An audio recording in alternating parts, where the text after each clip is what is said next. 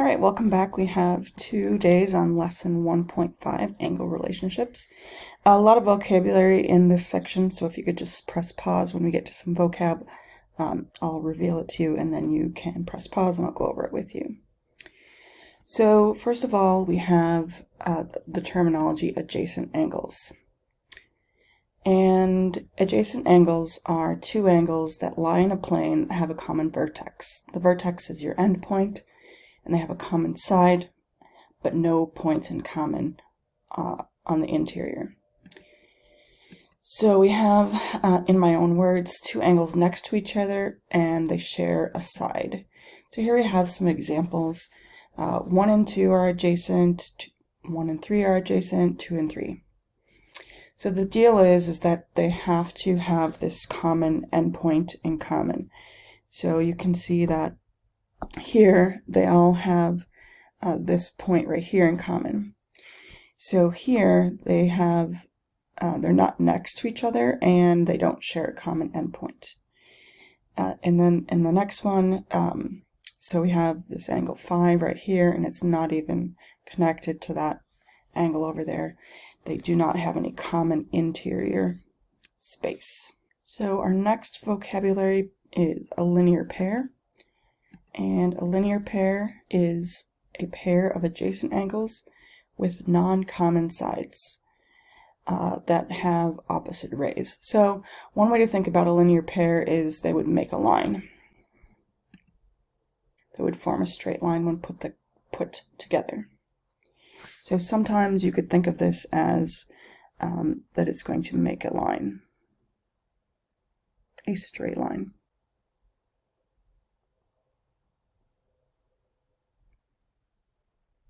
That's not line, not lime. So you can see that here I have this straight line that is formed by those two angles.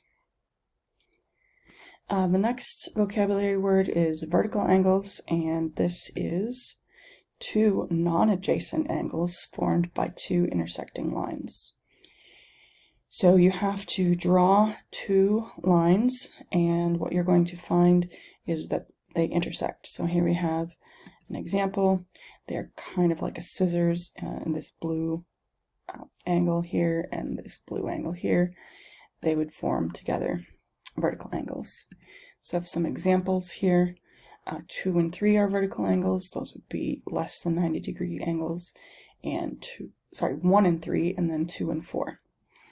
So vertical angles, we're going to find out later that they're actually congruent.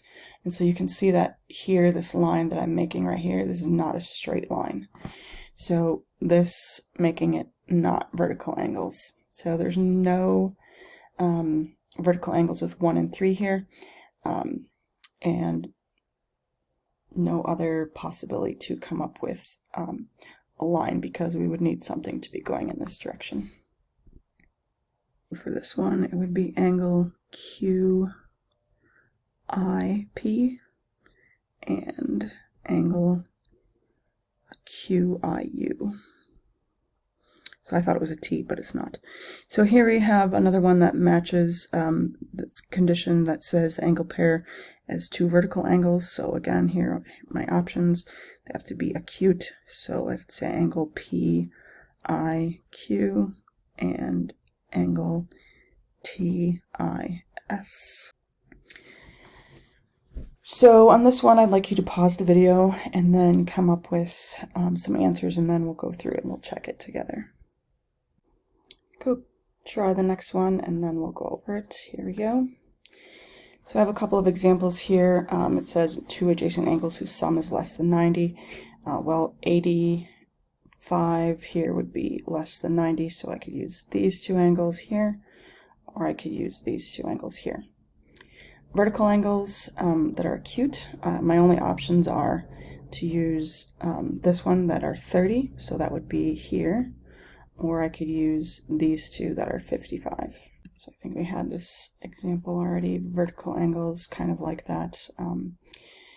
The scissors idea, but this is the terminology here that they are congruent. They have the same measure, so you can see that the green obtuse angles are congruent and the red acute angles are also congruent. Next we have complementary. That you should have heard of these ones before, but complementary is two angles who have a sum of 90. And here we have the picture, and again we're using this notation of this little red box up here to represent that that's 90 degrees. Supplementary is two angles that have a sum of 180. When you add them together you get 180 degrees, so if I put them together here, these guys would actually form a straight line. So another vocabulary word is the linear pair. Linear pairs are always supplementary. And that's our next vocab word here. So the linear pairs are supplementary, and we would have that they also would look like this. So they're adjacent,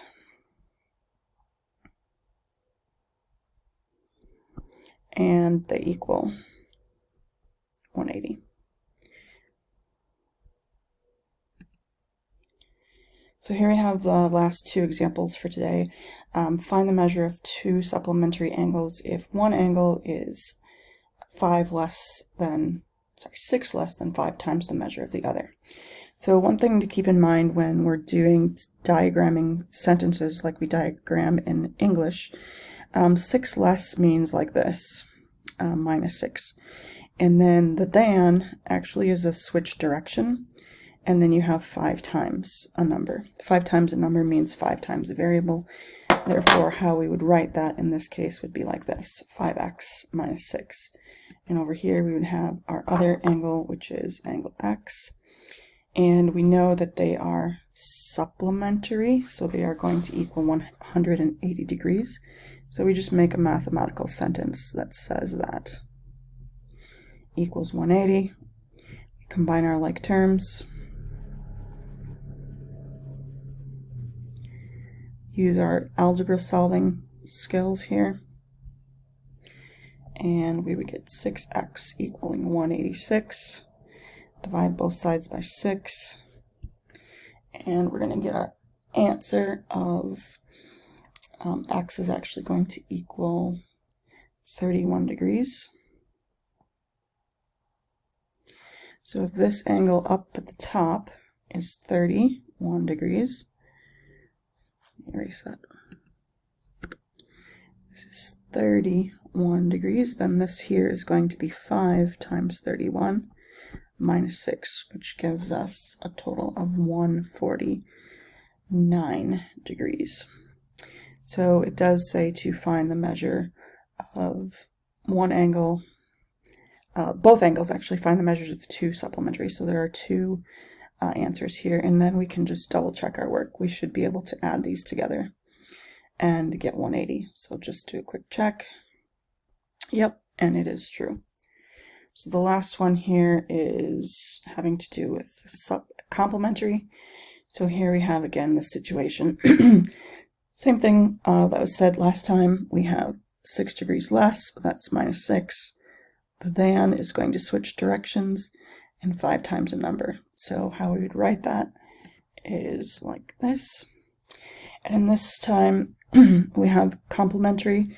So our complementary is going to equal 90 degrees. So we have 5x minus 6 plus x is equaling 90. And then use our algebra skills here.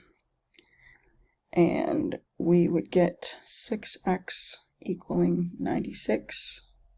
Divide both sides by 6, and we get x is equal to 16. So if in our picture this here is 16, this is going to be 5 times 16 minus 6, which gives us a total of 74 degrees. Quick check on that one, 74 plus 16 should equal our 90, and indeed it does, so check. So that is the end of day 1. We're going to be talking about a lot of vocabulary in this section, so make sure you get all of those things written down, and we'll be using those throughout the course.